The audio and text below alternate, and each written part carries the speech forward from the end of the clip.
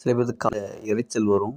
அந்த எரிச்சல் காரணம் என்ன சொல்லுவாங்கன்னா, நான் இது மாரி எங்கேயாவது போய் இடிச்சுட்டேன். இடிச்சதன் காரணம் என்ன சத்தம் வருதுன்னு சொல்லுவாங்க. இல்ல என் காதுக்குள்ள தண்ணி போயிருச்சு. இது மாரி ஒவ்வொருத்தவங்களும் பல காரணங்கள் சொன்னாலும், அது இயற்கையான முறையில நடந்துருச்சு அப்டின்னா, அது 1 நாள், 2 நாள், 3 நாள் அதுக்கு மேல இருக்காது நல்லாயிரும். ஆனா, அதற்கு மேல ரொம்ப நாள் அந்த காத்தெரிச்சல் தாண்டுது அப்டின்னு சொன்னா, அது இயற்கையானது இல்ல, செயற்கையானது. அது ஏதாவது தவறான மருந்துகளினாலயோ, இல்ல தவறான மருத்துவங்கள்னாலயோ அது ஏற்படுத்தப்பட்டிருக்கு. ஏன் அப்டின்னு சொன்னா, அந்த காதுகள்ல என்னவா இருக்கும் அப்டின்னா, அந்த மெல்லிய இது இருக்கும். தசைகள் இருக்கும். அந்த தோல் பார்த்தீங்கன்னா ரொம்ப மெல்லிசா இருக்கும். அது கல்லீரல் தொடர்புடையது. எப்ப அந்த இது மெல்லிசான அந்த அந்த இடம் ரொம்ப தளர்வுகள் ஏற்படுதோ, ரொம்ப என்னன்னா வலுவிழக்குதோ என்ன ஆகும்னா, அது ஆட ஆரம்பிக்குது. எப்போ ஒரு பேப்பர் இருக்கு. பேப்பர் நார்மலா இருக்கும்போது சத்தம் வராது. எப்ப அது காத்து அதிகமா அடிக்கும்போது ஆடுதோ என்ன ஆகும்னா, அப்போ சத்தம் அதிகமா வரும். ஏன் அப்டின்னா, அது ரொம்ப வலு வலுவில்லாம இருக்கு. அந்த வலுவில்லாதன் காரணமா காத்துக்கு ஆட ஆரம்பிக்குது. அதேமாரி நம்முடைய அந்த காதுகளுக்குள்ள இருக்கக்கூடிய அந்த பகுதி, அந்த அந்த தசையுடைய பகுதி என்னன்னு சொன்னா, ரொம்ப மெல்லிசா இருக்கும்போது என்னன்னா, நமக்கு அந்த இடங்கள் ஆட ஆரம்பிக்கும்போது நமக்கு சத்தம் வருது. அப்ப இது வலுவிழந்ததுக்கு காரணம் என்ன அப்டின்னு சொன்னா, நம்முடைய உடம்புல தசை நார்கள் எல்லாம் பராமரிக்கக்கூடியது எதுன்னு சொன்னா, நம்முடைய கல்லீரல் அப்படிங்கிற உறுப்பா இருக்கு. எப்ப அந்த உறுப்பு பலகீனமாக்கப்படுதோ என்ன ஆகும்னு சொன்னா, நமக்கு இந்த ஒரு காதுல நமக்கு பிரச்சனை காதுல இல்ல. அது சார்ந்த உள்ள இருக்கக்கூடிய உறுப்புகளா இருக்கக்கூடிய கல்லீரல் அப்படிங்கிற ஒரு உறுப்புல இருக்கு. ஏன் அப்படின்னு சொன்னா, கல்லீரல் எப்ப பாதிக்கும் அப்படின்னா, நம்ம குடிக்கக்கூடிய தண்ணீர், சாப்பிடக்கூடிய உணவு, நம்ம சுவாசிக்கக்கூடிய காற்று இது 3யும் சுத்தப்படுத்தக்கூடிய எதுன்னு சொன்னா, நம்முடைய கல்லீரல் தான். எப்போ இது கெட்டு போகுதோ என்னன்னு சொன்னா, நம்ம கல்லீரலுக்கு ரொம்ப பலகீனம் ஏற்படும். அதேபோல மருந்துகள், தவறான மருத்துவ முறை, தவறான செயல்கள். இப்ப எடுத்துக்காட்டு நம்ம எங்கேயாவது போய் இடிச்சிடுறோம். அப்ப என்னன்னா, அந்த இடிக்கும் பொழுது அந்த இடிப்பதன் காரணமா அந்த அந்த இடிச்சதுனால நமக்கு உடம்புல ஒரு பாதிப்பு வருதா இல்லைங்களா? அந்த பாதிப்ப சரி பண்ணக்கூடிய எதுன்னு சொன்னா, நம்முடைய கல்லீரல் அப்படிங்கிற உறுப்பு தான். அப்ப அதுக்கு தான் நம்ம ஓய்வு குடுக்கணும். எப்பயுமே உடம்புல ஏதாவது ஒரு சிரமங்கள் ஏற்பட்டா ஏன் ஓய்வு குடுக்கணும்னா, எப்போ ஓய்வு குடுக்குறோமோ என்ன ஆகும்னு சொன்னா, அப்பதான் அந்த கல்லீரல் அப்படிங்கிற உறுப்பு அந்த ஒரு பிரச்சனைய சரி செய்யக்கூடியதா இருக்கு. அப்ப நமக்கு ஒரு பக்கத்துல இடிச்சதுக்கப்புறம் சத்தம் வரும்போது சரி செய்யக்கூடியது கல்லீரல் அப்படிங்கிற உறுப்பா இருக்கு.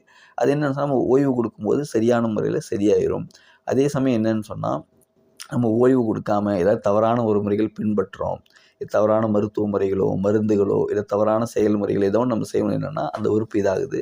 இப்ப யார் யாருக்கு இந்த ஒரு பிரச்சனை அப்படிங்கிறது ரொம்ப நாட்களாக இருக்கிறோ, ஒண்ணு என்னன்னு சொன்னா, அது இயற்கையானது கிடையாது. இயற்கையானது இந்நேரம் சரியா இருக்கும். அது செயற்கையானது.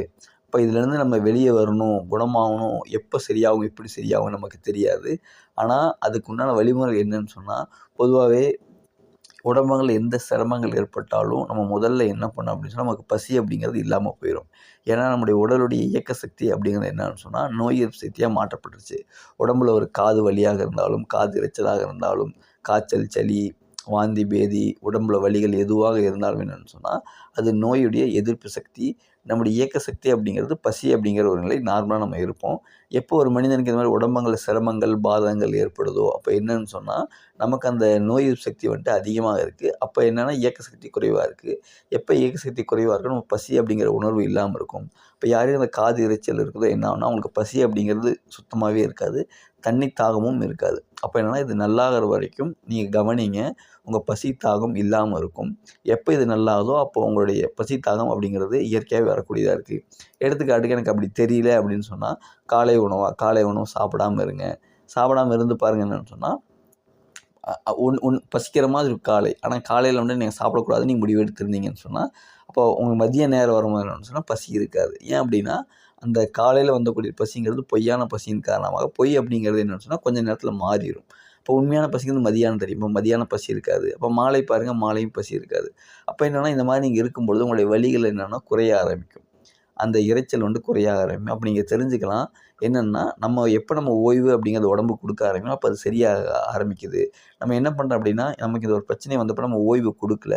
இப்ப என்ன பண்ணலாம், இப்போ ஓய்வு குடுக்கும்போது அது தன்ன தானே சரி செஞ்சுக்க ஆரம்பிக்குது. அது சரியாக ஆரம்பிக்கும். இதுக்காக எந்த ஒரு மருந்துகளோ, மருத்துவமோ எடுக்காம ஓய்வு குடுத்தீங்க. உங்களுடைய இரைப்பைக்கும் சரி, உங்களுடைய உடம்புக்கும் சரி, உங்கள் மனதிற்கும் சரி ஓய்வு குடுக்கும்போது என்ன ஆகும்னு சொன்னா, அந்த இரைச்சல் அப்படிங்கிறது படிப்படியா குறைய ஆரம்பிக்கும். அப்ப என்னன்னா, இது நல்லாகுற வரைக்கும் பசி, தாகம் குறைவாக இருக்கும். அந்த பசி, தாகத்த நல்லா கவனிச்சு பொறுமையா இருந்தீங்கன்னு சொன்னா, அது அப்படியே படிப்படியா குறைய ஆரம்பிக்கும்.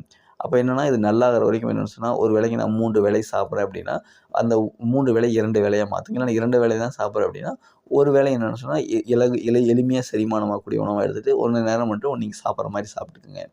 இல்லை ஒரு நாளைக்கு ஒரு தடவை நான் சாப்பிட்றேன் அப்படின்னு சொன்னால் என்ன பண்ணுங்க அப்படின்னு சொன்னால், அந்த ஒரு நேரம் அப்படிங்கிறது என்னென்னா, இப்போது இந்த நான் மாலை சாப்பிட்றேன் அப்படின்னா, அடுத்த நாள் மாலை சாப்பிட்ற மாதிரி பண்ணுங்க. இது மாதிரி என்னென்னு சொன்னால், இல்லை நான் ஒரு வேளையும் எனக்கு செரிமானம் ஆகலை அப்படின்னா, அப்போ அதுவும் எடுக்காமல் இருங்க.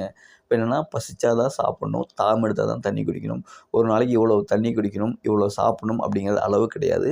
அந்த அளவு அப்படிங்கிறது நம்முடைய பசியை பொறுத்து தான். எவ்வளோ பசி இருக்கோ, எப்போ பசி வருதோ, எப்படி நமக்கு எப்படி பசி இருக்கோ அந்த அளவுக்கு சாப்பிடணும்.